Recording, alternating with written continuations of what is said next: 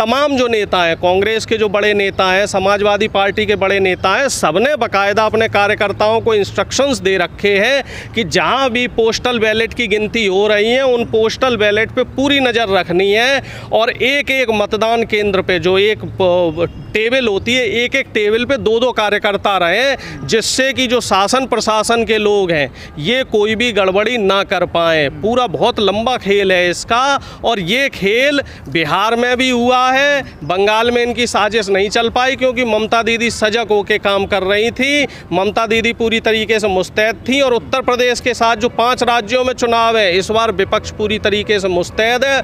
और मैं आपको सुनिश्चित कर देना चाह रहा हूँ कि भारतीय जनता पार्टी के ये जो मंसूबे हैं लोकतंत्र को ख़त्म करने के, लोकतंत्र को कमज़ोर करने के, गरीबों, मजदूरों, महिलाओं और युवाओं की आवाज़ को दबाने के, तो इनके ये मंसूबे पूरे नहीं होंगे साहब। ठीक है सर, एक पक्ष आपका हम मान लेते हैं, ये भी हो सकता है, लेकिन अगर मान लिया जाए, अगर यही नतीजों में तब्दील हो जाता है एग्जिट पोल, तो फिर विपक्ष से कहाँ गलती रही? देखिए साहब, पहली बात तो मैं ये मानने को तैयार नहीं हूँ। छत्रपति शिवाजी ने मराठी में एक उनका, वहाँ महाराष्ट्र में एक बहुत अच्छा स्लोगन है, मैं तोवर प्रयत्न करील जोवर में जिंकड़ार नहीं, जोवर में जिंकड़ार नहीं, तोवर में मरड़ार नहीं।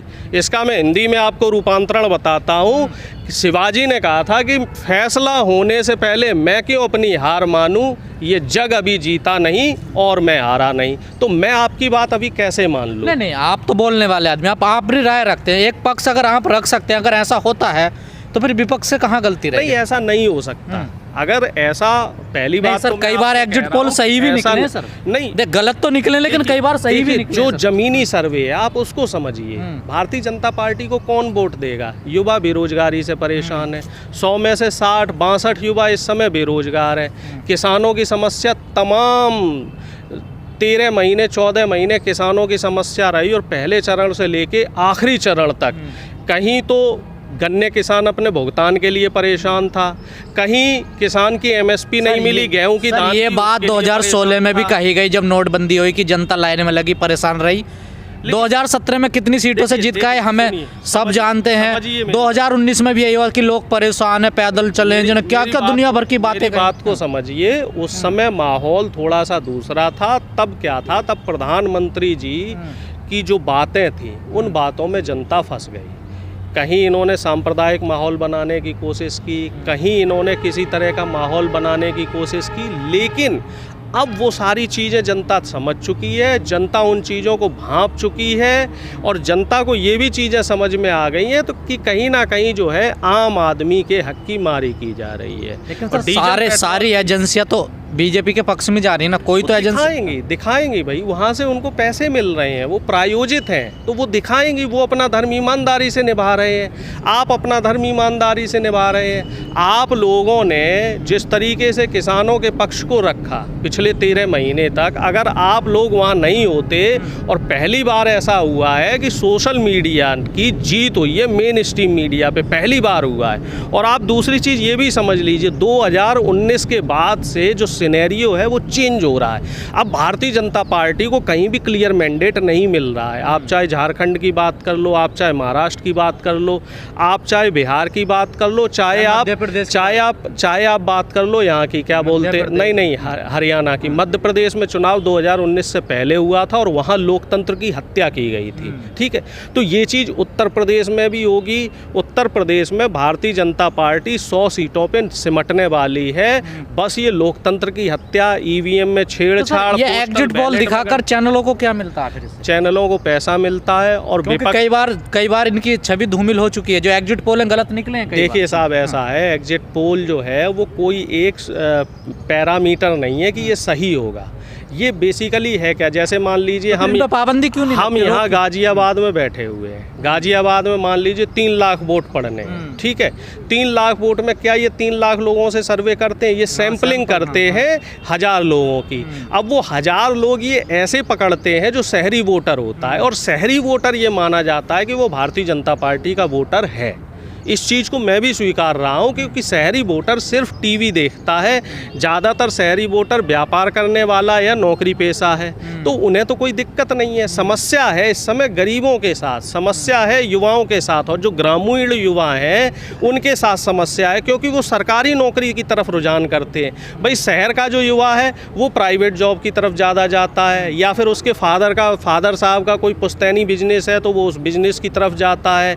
अपेक्षाकृत उनका जो एक्सपोज़र है वो शहरी जो युवा है उसका एक्सपोज़र ज़्यादा होता है, उसको पता रहता है कि हमें क्या करना है और वो उसी दिशा में निकल जाता है। एक बात समझ में नहीं आई, जैसे आपने भी कहा कि मैं भी इतने ज़िलों में घूमा, हम भी तमाम जिलों में घूमे, पूर्वांचल में गए, सब लोग चाहते थे कि परिवर्तन इस बार हो, निश्चित तौर पे हो। तो फिर ये मीडिया जो एजेंसियां हैं, ये जो ओपिनियन पोल दिखाते हैं या एग्जिट पोल दिखा रहे हैं, किस प्रकार की सैंपलिंग करते हैं ये लोग? 7 तारीख से पहले ये सब जगह ये दिखा रहे थे कि साहब परिवर्तन की लहर चल रही है, अखिलेश जी की रैली में इतने लोग आ रहे, प्रियंका जी की में इतने लोग आ रहे, बहन जी की रैली में इतने लोग आ रहे, योगी जी की तमाम लोगों ने खाली कुर्सियां भी दिखाई कि नहीं दिखाई।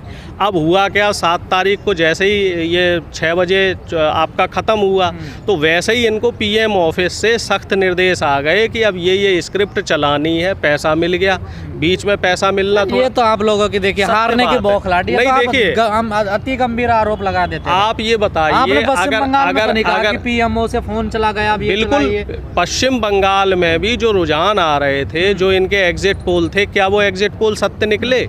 ज़्यादातर जो ये टुडे, चाणक्य और जी न्यूज़ वाले, जी हिंदुस्तान वाले, रिपब्लिक भारत वाले क्या दिखा रहे थे? कोई 140 सीटें दिखा रहा था बीजेपी की, कोई 170 सीटें दिखा रहा था कि नहीं? और यही हालत दिल्ली में भी वो थी। तो मैं कह रहा हूँ, देखिए कई बार गलत हुए, कई बार इनके सही भी हुए। देखिए ऐसा है कि 90% चांसेस ये रहते हैं कि एग्जिट पोल गलत होते हैं, क्योंकि ये लोग सिर्फ शहरी मतदाताओं के पोल लेते हैं, ये ग्रामीण इलाके में नहीं जाते हैं। अगर यही नतीजे आते हैं तो फिर क्या है स्थिति, लोग क्या चाहते क्या है? भाई देखिए, अगर ये नतीजे आते हैं, पहले तो ये आएंगे नहीं, मैं कॉन्फिडेंट हूँ, और अगर ये नतीजे आते हैं तो हमें और संघर्ष करना पड़ेगा। जाहिर सी बात है, कहीं ना कहीं हमारे प्रयासों में कमी रही, हम लोगों को समझाने में नाकाम रहे, और हमें और ग्राउंड लेवल पे लोगों को समझाना पड़ेगा, 1 to 1 उनकी काउंसलिंग करनी पड़ेगी। और जो सरकार की गलत नीतियां हैं, जैसे कि हम देखते हैं गरीबी की बात की जाए तो गरीबी में अब हम 103वें क्रमांक पे हैं, जो हम 2013 में 53वें क्रमांक पे थे। और किसानों की प्रतिदिन प्रति व्यक्ति की आय देखी जाए तो पहले 46 रुपये हुआ करती थी, अब वो हो गई 26 रुपये।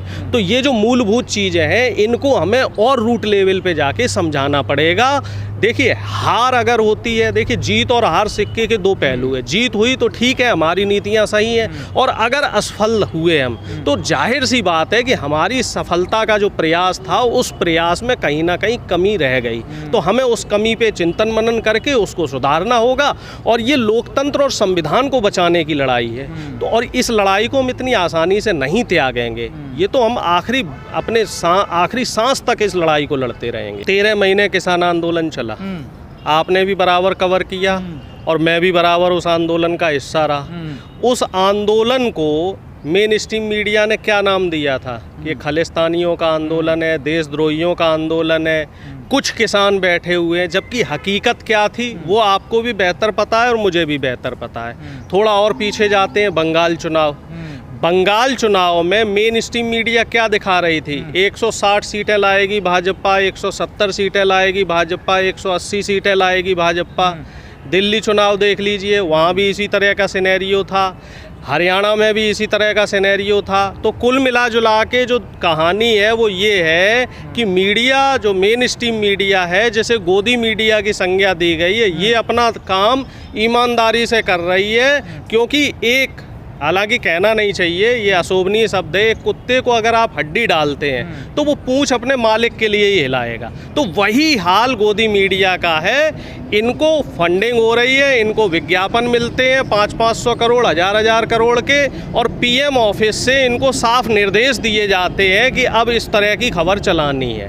और अगर अब तो वोटिंग हो गई ना, अब तो फायदा होगा ना सर। अब अगर ये बताइए, इन आंकड़ों में अगर जरा भी सच्चाई होती तो पिछले 7 चरण में भारतीय जनता पार्टी के जो तमाम नेता थे किसी भी नेता के चेहरे पे आपने कॉन्फिडेंस देखा?